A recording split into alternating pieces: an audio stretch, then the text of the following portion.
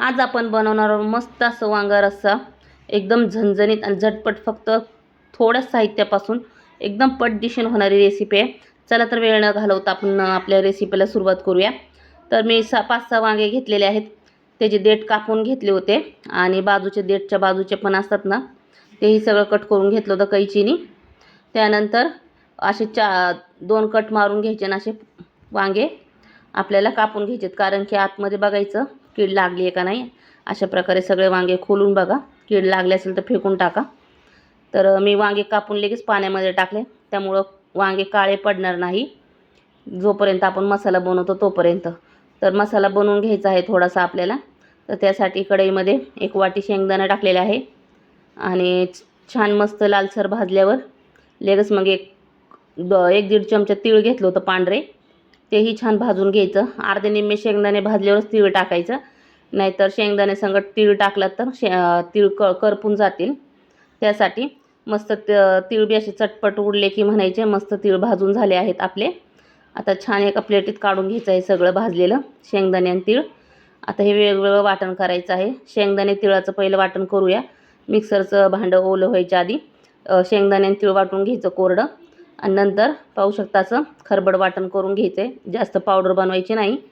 त्यानंतर कोथिंबीर, अद्रक, लसूण ह्याचं वाटण करून घेतलं होतं मी, आणि तेही शेंगदाण्याच्या कुटामध्ये टाकून घ्यायचं एका ताटामध्ये, आणि थोडंसं पाणी टाकून तेही ओतून घेतलं. त्यानंतर आपले घरगुती मसाले, लाल तिखट घेतलेला आहे, हा घरातलाच घरगुती मसाला आहे. ह्याची रेसिपी पाहिजे असेल तर नक्की मला कमेंटमध्ये सांगा. 2 वर्षभर टिकणारा मस्त असा घरगुती मसाला तुम्हाला मी रेसिपी शेअर करेन. त्यानंतर चवीपुरतं मीठ टाकून घेतलं आहे. 1 चमचा धने पावडर घेतलेला आहे, अर्धा पाऊण चमचा हळद घेतलेली आहे, आणि अर्धा चमचा हे घेतलेलं आहे गरम मसाला थोडासा. आता हे सगळं सारण मिक्स करून घ्यायचं आहे चांगलं, कारण की सगळे एकजीव झालं पाहिजे केलेले सगळे मसाले एकत्र. त्यानंतर ह्याच्यामध्ये भरायचं आहे सगळं हे मसाला वांग्यांमध्ये. तर दोन्ही बाजूने असे खोलून खोलून वांग्यामध्ये मसाला छान मस्त भरून घ्यायचा आहे. जेवढा बसन तेवढा छान मस्त भरायचा आहे. त्यानंतर तेल घ्यायचं आहे,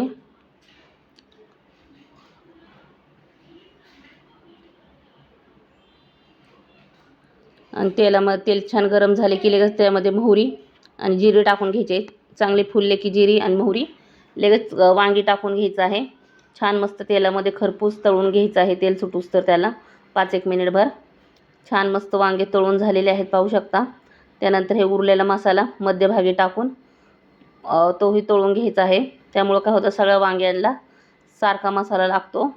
छान तेल सुटूसं तेही मसाले आणि वांगे छान तळून घ्यायचे आहेत. तर आपल्याला वांगा रस्सा करायचा आहे. जर तुम्हाला सुके वांगे करायचे असेल ना, तर थोडंसं पाणी शिपटून तुम्ही झाकण ठेवून वांगे शिजवून घेऊ शकता. पण मी आज रस्सा बनवणार आहे, त्यासाठी मला पाणी ताटामध्ये मी टाकून घेतलं होतं भाजीसाठी गरम करायला. तर पाहू शकता मस्त असं मसाला आणि वांगी छान मस्त तळून तेल सुटलेले आहेत.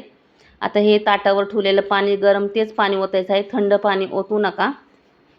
नंतर हे गरम पाणी त्यात टाकून घ्यायचं आहे. तर रस्सा तुम्हाला जितका पाहिजे तितकं तुम्ही पाणी टाकू शकता. तर मला तर रस्स्याचं प्रमाण थोडंसं जास्त पाणी होतं, घरात लोक जास्त असल्यामुळं. त्यासाठी मी पुन्हा एकदा पाणी टाकणार आहे. तर एकदा फिरवून घ्यायचं, परत त्याच ताटामध्ये अजून 1 ग्लासभर मी पाणी टाकणार आहे, कारण की शिजून अजून निम्मं अर्धं पाणी होतं, त्यामुळं थोडं पाण्याचं प्रमाण मी वाढवून घेतलेलं आहे. अशा प्रकारे पाणी गरम झाल्यावर तेही दुसरं पाणी मी टाकून घेतलं छान मस्त. आता ह्याच्यावर 10-15 मिनटं झाकण लावून आपण ह्याला शिजवून घेणार आहोत.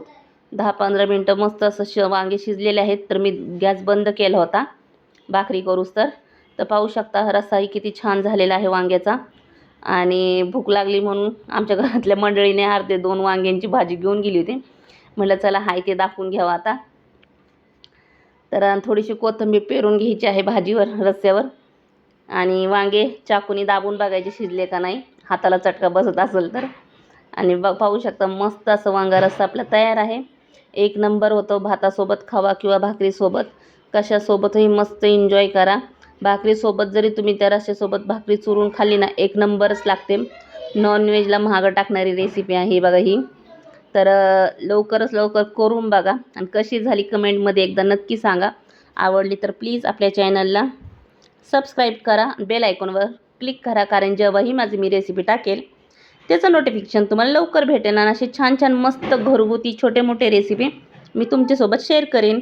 तर कशी वाटली ही रेसिपी नक्की सांगा. कुठून बोलताय तेही एकदा नक्की सांगा कमेंट बॉक्समध्ये. आणि भेटूया पुढच्या व्हिडिओमध्ये. तोपर्यंत काळजी घ्या. Bye bye.